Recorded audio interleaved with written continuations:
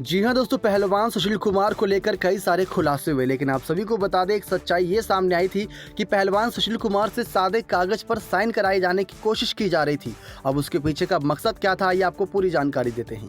Chhatrasal stadium में junior national पहलवान सागर की हत्या के आरोप में गिरफ्तार 2 बार के ओलंपिक मेडलिस्ट सुशील कुमार के वकील BS जाखड़ ने पुलिस की कार्यप्रणाली पर सवाल उठाए थे जब यह केस शुरुआती चरण में था।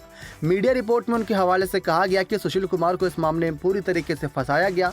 स्टेडियम में 2 गुटों के बीच झगड़ा हुआ था। सुशील कुमार वहां पर इन दोनों गुटों के पहलवानों को समझाने और उनके बीच सुलह कराने के लिए गए थे। जाखड़ ने यह भी दावा किया कि घटना के बाद मौके पर पहुंची पुलिस के सामने घायल पहलवानों में से किसी ने भी सुशील कुमार का नाम नहीं लिया।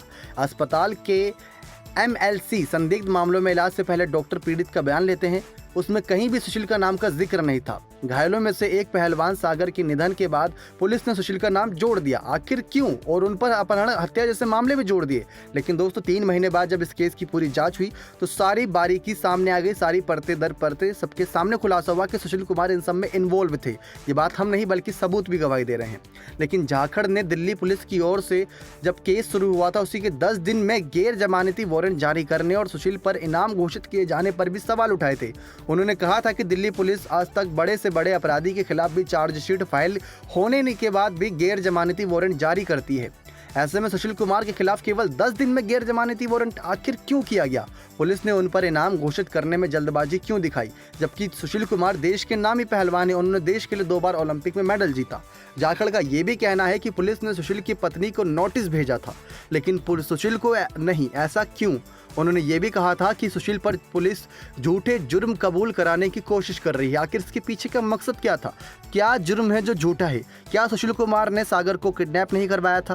क्या सुशील कुमार उस समय छत्रसाल स्टेडियम में सागर और उसके साथियों को नहीं पीटे थे? क्या सुशील कुमार ने सागर और उसके साथियों के खिलाफ पहले से ही प्लानिंग नहीं कर रखी थी? ये सारे सबूत दोस्तों कोर्ट के समक्ष भी पेश किए जा चुके हैं। लेकिन यह भी कहा गया था जाखड़ की तरफ से कि उनसे एक सादे यानी कि नॉर्मल ब्लैंक पेज पर साइन कराए जाने की कोशिश में थी पुलिस, इसलिए सुशील ने साइन करने से मना कर दिया। अब जब मना कर दिया तो खबरें ये सामने आई कि सुशील जांच में सहयोग नहीं कर रहे, लेकिन जाखड़ ने यह कहा कि वह पुलिस का पूरा सहयोग कर रहे थे। लेकिन अगर ऐसी कुछ चीज़ें होती हैं और आप प्लेन पेज पर साइन कराते हैं तो उसके पीछे का रीज़न ये होता है कि आप उसमें कुछ भी लिख सकते हैं आगे और उस पर कोई सा भी जुर्म आप उससे कबूल करवा सकते हैं। लेकिन सुशील ने वो मना कर दिया, तो कहीं ना कहीं ये कहा गया कि सुशील कुमार सहयोग नहीं दे रहे।